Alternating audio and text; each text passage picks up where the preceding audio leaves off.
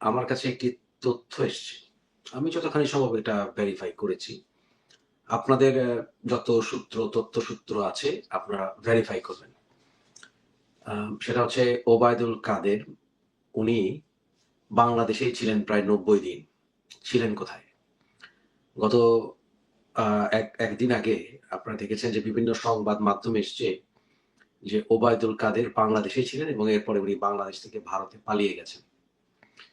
কথা হচ্ছে মিডিয়া কি জানে না বা সরকার কি জানে না যে সরকারকে নির্দেশনা দিয়েছে আদালত যে বের করতে উনি এতদিন কোথায় ছিলেন? আসলে জানে সবই, সরকার জানে, কিন্তু সরকার এম্বারাসড জানাতে সবাইকে।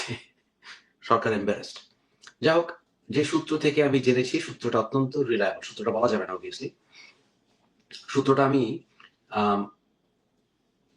Let's put it this way, Awami লীগের ভেতর থেকেও জেনেছি, বিএনপির ভেতর থেকেও জেনেছি।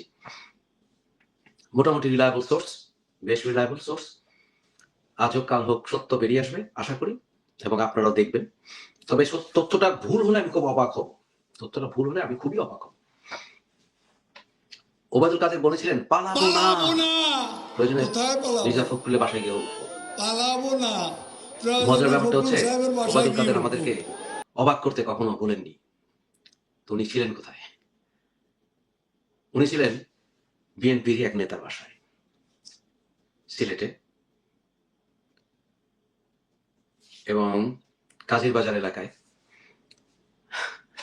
বিএনপির এক সময়ের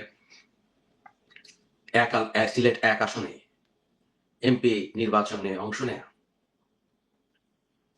ডক্টর মবিনের সাথে উনি লড়াই করেছিলেন। যাই হোক, সেই নেতাকে খন্দকার মুক্তাদির, বিএনপির চেয়ারপারসন উপদেষ্টা খন্দকার মুক্তাদিদের বাসায় উনি ছিলেন। খন্দকার মুক্তাদিদের একটি বাগান বাড়িও আছে। সেই বাগান বাড়িতে উনি খুব আরামে আয়েশেই ছিলেন, তাই ওনাকে কেউ খুঁজে পায়নি।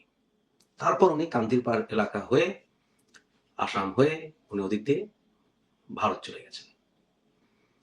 বুঝলেন কেন এই জিনিসটি এখনো সরকার বলছে না উনি কোথায় ছিলেন? সরকার জানে, বলছেন নিশ্চিত উনি বাংলাদেশে ছিলেন ৯০ দিন, কিন্তু বলছে না কেন? বলছে না এই জন্য যে বিএনপি এম্বারাসড। বিএনপি এম্বারাসড আপনাদেরকে তথ্য দিতে। মিডিয়া যারা তারা এম্বারাসড। যাই বললাম, আপনারা তথ্য সূত্র খোঁজেন। ১৫ দিনের সময় দিয়েছে সরকার, ১-২ দিন চলে গেছে। আমি আপনাদেরকে আগেই বলে দিলাম, আমার কাছে যে তথ্য আছে, খন্দকার মুক্তাদিরের বাসায় ছিলেন, যিনি বিএনপির নেতা, এমপি নির্বাচন করেছিলেন ২০১৪-তে। এখন